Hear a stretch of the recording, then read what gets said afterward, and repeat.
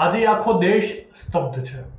આજે હિન્દુસ્તાનનો એક પ્રખ્યાત અવાજ, જેને સ્વરોની મલ્લિકા કહેવાય છે, એવા આશા ભોંસલેજીએ આ દુનિયાને અલવિદા કહ્યું છે.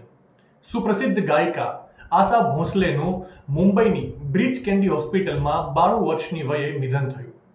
આશાજીએ 9 વર્ષની નાની ઉંમરે પિતાનું છત્ર ગુમાવ્યું. ઘરની જવાબદારી ખભે આવી, પણ સંગીતની સફર અટકી નહીં. અંગત જીવનમાં સંઘર્ષની કોઈ સીમા ન હતી. માત્ર 16 વર્ષે પ્રેમ માટે ઘર છોડ્યું, પણ નસીબે સાથ ન આપ્યો. 2 બાળકો સાથે તે જ અવસ્થામાં પિયર પાછા ફર્યા. લતાજીના વિશાળ વ્યક્તિત્વ વચ્ચે પોતાની એક અલગ ઓળખ ઊભી કરવી એમના માટે સહેલી ન હતી. તેમને એ ગીતો મળ્યા જે કોઈ બીજાએ નકાર્યા હતા, પણ તેમણે તેમાંથી પોતાની ગાથા લખી. પંચમદા સાથે જીવનમાં સુખ મળ્યું, પણ સમયે તેમને પણ છીનવી લીધા.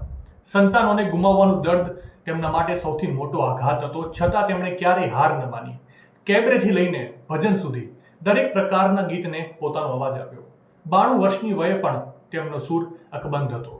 આજે આશાજી આપણી વચ્ચે નથી, પણ તેમના હજારો ગીતો કાયમ ગુંજતા રહેશે. તેમના આત્માને શાંતિ મળે. દેશની દીકરીને ભાવપૂર્ણ શ્રદ્ધાંજલિ.